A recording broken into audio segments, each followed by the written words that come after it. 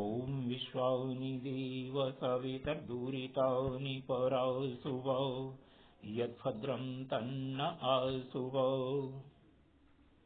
मित्रों, स्नातक प्रथम वर्ष की संस्कृत की कक्षा में आप सबका स्वागत है। हम संज्ञा प्रकरण पढ़ रहे हैं। संज्ञा प्रकरण में आपके कोर्स में वैसे मूलतः 14-15 सूत्र हैं, लेकिन कुछ सूत्र ऐसे थे आवश्यक जो काम आएंगे ही, उनको भी मैंने साथ में जोड़ लिया, तो सूत्रों की संख्या 23 के करीब हो गई। कल तक अपन 14 सूत्र पढ़ चुके हैं। 1 सूत्र आज पढ़ रहे हैं और संज्ञा प्रकरण को आज मैं सोचता हूं कि समाप्त कर देते हैं, ताकि फिर अगला संधि वाला प्रकरण कल से परसों से यानी तो दिवाली के बाद जब भी है शुरू करें।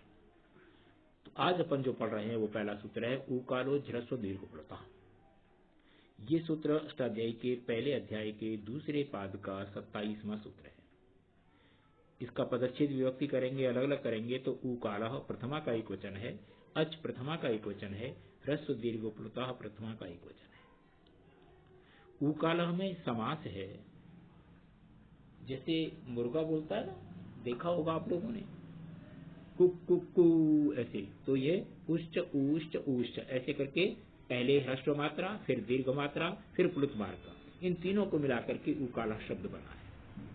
तो सूत्र का अर्थ है ऊकाल अर्थात ह्रस्व दीर्घ प्लुत के समान उच्चारण काल है जिस अच का उसकी क्रमशः ह्रस्व दीर्घ प्लुत संज्ञा होती है। माने एक मात्रा वाला अच ह्रस्व संज्ञा वाला होता है, 2 मात्रा वाले अच की दीर्घ संज्ञा होती है और त्रिमात्रा वाले ह्रस्व की अच की प्लुत संज्ञा होती है।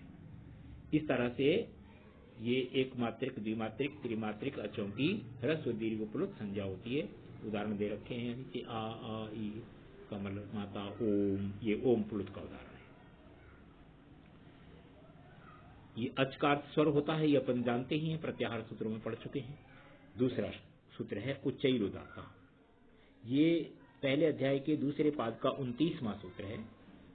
इसका पदच्छेद विभक्ति करते हैं, उच्चई अव्यय पद है, उदात्तः प्रथमा का एक वचन है। उच्चई का अर्थ ऊंचा होता है। सूत्रार्थ है उच्च स्वर से उच्चारण किए जाने वाले अच की उदात्त संज्ञा होती है। ये अच का अर्थ है स्वर, तो स्वर ह्रस्व दीर्घ प्लुत तो होते ही है, लेकिन उसके अतिरिक्त उदात्त अनुदात्त स्वरित आदि भी होते हैं। तो ये उदात्त के बारे में इसने कहा। अगला सूत्र नीचे ही अनुदात्तः, ये पहले अध्याय के दूसरे पाद का 30वां सूत्र है। नीचे ही अव्यय पद है, अनुदात्तः प्रथमा का एक वचन है। सीधा सीधा अर्थ है नीचे स्वर से उच्चारण किए जाने वाले अच की अनुदात्त संज्ञा होती है। जो उच्च स्वर से बोला जाता है उसको उदात्त कहते हैं, और जो निम्न स्वर से बोला जाता है उसको अनुदात्त कहते हैं। तीसरा सूत्र है समाहारः स्वरितः। अगला सूत्र समाहार स्वरितः, ये पहले अध्याय के दूसरे पाद का 31वां सूत्र है। समाहार का अर्थ होता है मेल। इसको अलग अलग करेंगे तो समाहार प्रथमा का एक वचन है, स्वरिता प्रथमा का एक वचन है। मेल का मतलब कुछ ऊंचा कुछ नीचा, बीच का मध्यम जैसा। तो सूत्र का अर्थ बना बराबर ऊंचे और नीचे स्वर के उच्चारण किए जाने वाले अच की स्वरित संज्ञा होती है।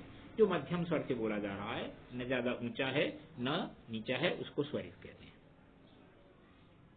अगला सूत्र है उपदेशे अनुनासिक। ये पहले अध्याय के तीसरे पाद का दूसरा सूत्र है। इसको जब अलग अलग करते हैं, पदच्छेद विभक्ति देखते हैं, तो उपदेशे सप्तमी का एक वचन है, अच प्रथमा का एक वचन है, अनुनासिकः प्रथमा का एक वचन है, इत प्रथमा का एक वचन है। सूत्रार्थ है उपदेश अवस्था में अनुनासिक अच की इत संज्ञा होती है।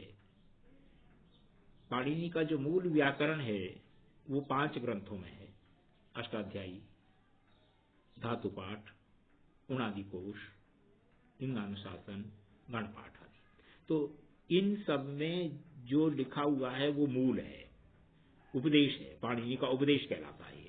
तो इस उपदेश अवस्था में जो भी अनुनासिक अच है, जिसके ऊपर अनुनासिक चिन्ह लगा हुआ है, अनुनासिक अपन पढ़ चुके हैं, मुख नासिका वचन अनुनासिका, मुख और नासिका दोनों से एक साथ उच्चरित होने वाले वर्ण की अनुनासिक संज्ञा होती है ना।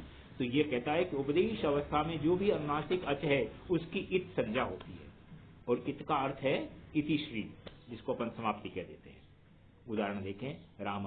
राम शब्द के बाद सु प्रत्यय आया था, सु के ऊपर अनुनासिक था ऊपर, उसकी संज्ञा हो गई, सा बच्चा सा का विसर्ग हो गया। इस तरह से आगे आगे उदाहरण है। हलंत्यम अगला सूत्र है, ये पहले अध्याय के तीसरे पाद का तीसरा सूत्र है। इसको अलग अलग पदच्छेद विभक्ति के रूप में देखते हैं तो हल प्रथमा का एक वचन, अंत्यम प्रथमा का एक वचन। सूत्रार्थ है, उपदेश अवस्था में अंतिम हल की इत संज्ञा होती है। जो भी अंतिम व्यंजन होगा, अयुण में णा की इत संज्ञा होगी, सुप में पा की इत संज्ञा होगी, तिप में पा की इत संज्ञा होगी, तिप में पा की संज्ञा होगी, इत संज्ञा हो जाएगी तो गच्छति पठति बन जाएगा। सुप में सु की पा की इत संज्ञा होगी तो रामसु आदि बनेंगे। इस तरह से शब्द। सुप्तिंगंतम पदम, ये पहले अध्याय के चौथे पाद का 14वां सूत्र है। अलग अलग करते हैं तो सुप्तिंगंतम प्रथमा का एक वचन है, पदम प्रथमा का एक वचन है।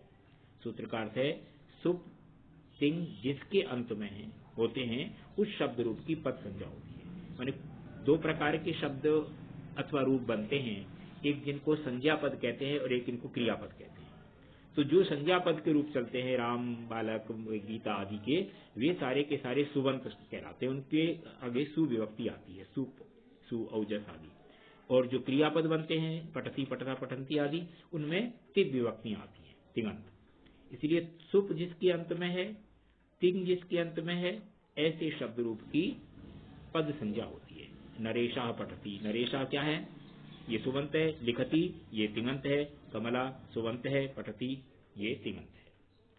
अगला है परः सन्निकर्षा संज्ञा।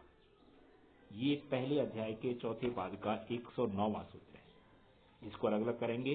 परः प्रथमा का एक वचन है, सन्निकर्षा प्रथमा का एक वचन है, संहिता प्रथमा का एक वचन है। परः का अर्थ है बहुत अधिक, सन्निकर्ष का अर्थ है समीपता।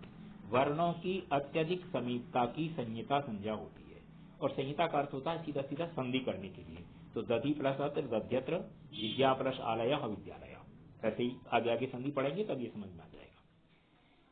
और संज्ञा प्रकरण का अंतिम सूत्र है विरामो वसानम। ये पहले अध्याय के चौथे पाद का 110वां सूत्र है। इसको अलग अलग पदच्छेद विभक्ति के रूप में देखते हैं तो विरामः प्रथमा का एक वचन है, अवसानम प्रथमा का एक वचन है। विराम का अर्थ अपन जानते हैं सामान्य, अवसान का अर्थ भी अवसान कहते हैं ना, उसका भी अवसान हो गया। तो वर्णों के विराम अर्थात अभाव अथवा समाप्ति की अवसान संज्ञा होती है। रामः एक पद बन गया, अवसान हो गया। गीता दूसरा पद बन गया, पुस्तकम इति संज्ञा प्रकरणम। ये संज्ञा प्रकरण पूरा हुआ। मित्रों, एक बात मैंने पहले कही थी, जिस समय पर वर्णमाला में प्रत्याहार वर्णमाला पर पढ़ रहे थे, कि ये सब चीजें याद होनी चाहिए। वर्णमाला भी याद हो जिस क्रम से मैंने आपको लिख करके दी है, और ये भी याद हो कि प्रत्याहार सूत्र क्या है, प्रत्याहार बनते कैसे हैं। क्योंकि आगे आगे अब जो अपन पढ़ने वाले हैं ये सारे के सारे सूत्र तो काम आएंगे ही, प्रत्याहार भी काम आएंगे, वर्णमाला भी काम आएगी, तब अपने को संधियां समझ में आएंगी। तो अगले पाठ में अपन अपने कोर्स में स्वर संधि है उसको पढ़ेंगे। ठीक, धन्यवाद। आज का पाठ यही समाप्त कर